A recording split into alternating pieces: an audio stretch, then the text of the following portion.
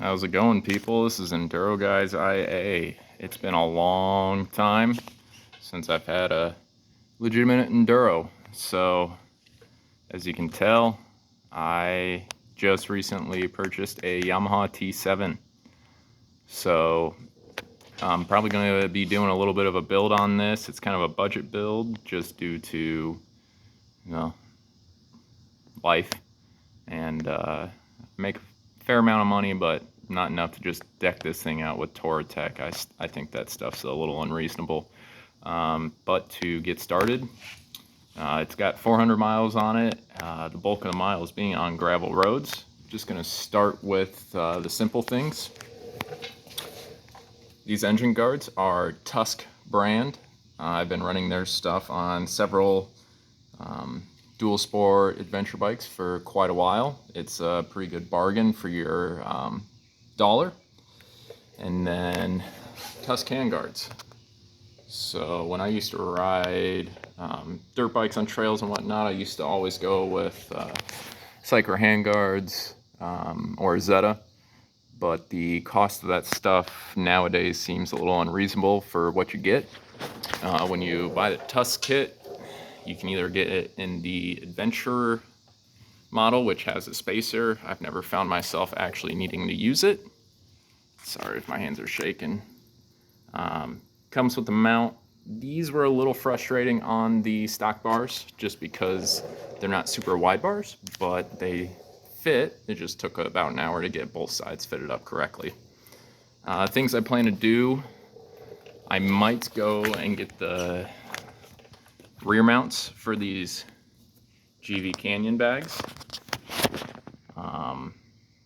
They're pretty good bags. I like to have them up on the engine guards, but you can get the system for the rear end of the bike. I don't know if I'm going to go with that system or if I'm just going to get this Tusk Expedition luggage, because just for the mount for the Canyon bags, it's close to the cost of the Tusk luggage system, and I may just leave these up front.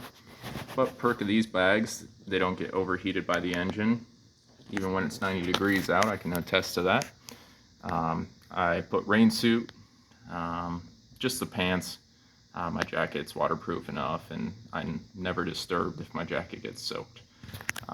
But right now I have the bottoms to a rain suit in here, and there's still quite a bit more room in it. And then on the other side, I just use as my lunchbox carrier when I go to work. So far, impressions of the T7, I'd say everything's positive but one, and it seems to be a current issue with the T7 and MT07, which is dragging in first gear. When you go to push it and the bike's off and it's in first, it does not like to push. I've read that some people have had full clutch replacements under warranty, and that still has not solved the entirety of the problem. Supposedly the defect in it is that when the bike is assembled at the plant, they are not lubricating the clutch basket or the plates or friction plates. But it is what it is. It's still under warranty. I'm probably going to wait till winter to have that addressed, because right now is kind of the last few months of the season.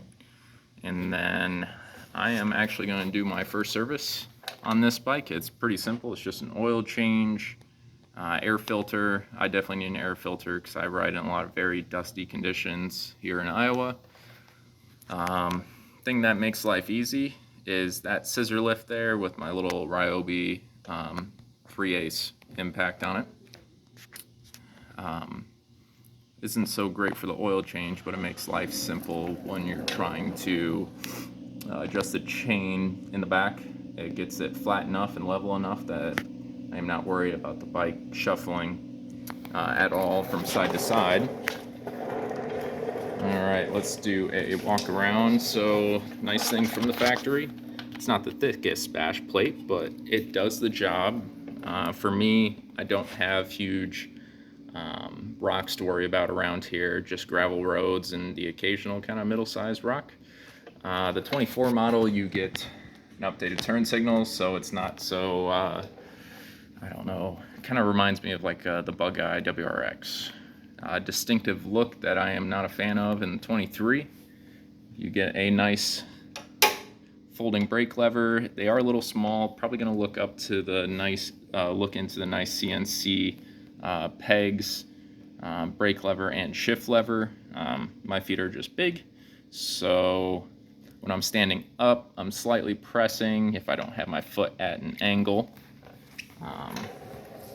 Other things, I'm not going to do a tail tidy. I like the way it sits right now, just due to it's a longer splash guard essentially. Probably not going to get into any exhaust work on it. I'd rather be quiet than loud. If I do, in theory, not a possibility, go places that I shouldn't be. Who knows? You can neither confirm or deny that. Tires from the factory, I'm fine with them.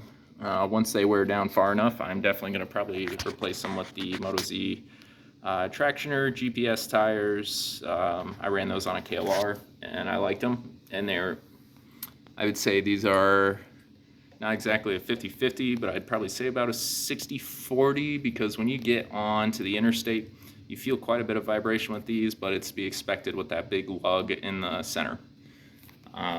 Let's see.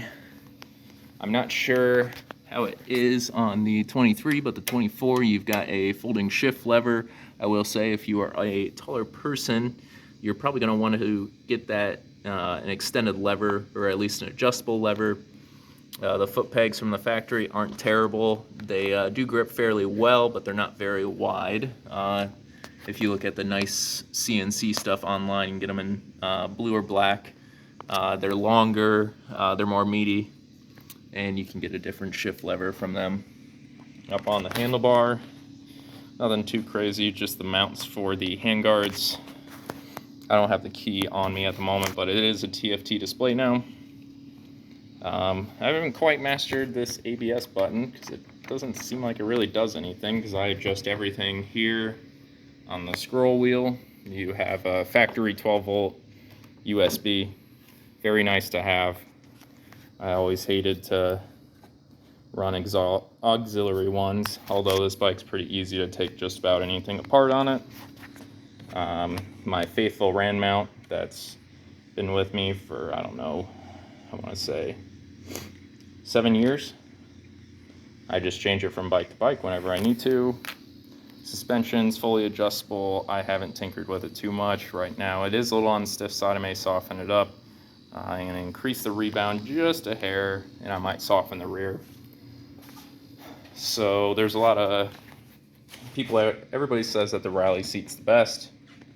I don't mind this one. When I'm riding, I sit closer to the tank. Other tall people said they sit further away. For me, it's just comfortable here. I like the way my knees hug the tank. Maybe a worthwhile investment to get some grips on the tank itself, so when you're standing up, you're not slipping, because this is pretty smooth. Besides that, 400 miles have been a blast. Probably the most fun I've had on a bike in a long time. Way more fun than I'll ever have on my giant bagger cruiser here. But it's just to the point in my life where most of my friends are married and have kids. I do not have kids. I am not married. I do have a girlfriend, yes. But her and I are kind of on the same page of we'd rather not have kids and be able to actually spend our money on things that we want or save up for trips that we'd like to take. I'm not saying you can't do that when you have kids, but it makes things a little more challenging to be able to afford or justify certain things. I'll probably be giving an update probably on my first service. Like I said, I'm going to be doing it here at the house. I've got all the tools, increased my toolbox size, got plenty of tools now. Life has gotten pretty good for me. Went from service advisor to service manager. It took some time, but that's typically how it works in the automotive side. No longer work in the motorcycle community. It is tough around here if you want to work in that industry, because it's a very seasonal And right now bike sales are down significantly. Nobody has money, and it seems like a lot of people have bad credit, from what my friends tell me, who are sales managers. Brakes on this bike are really good. ABS is easy to switch on and off. But for now, guys, that is it. Have a great day.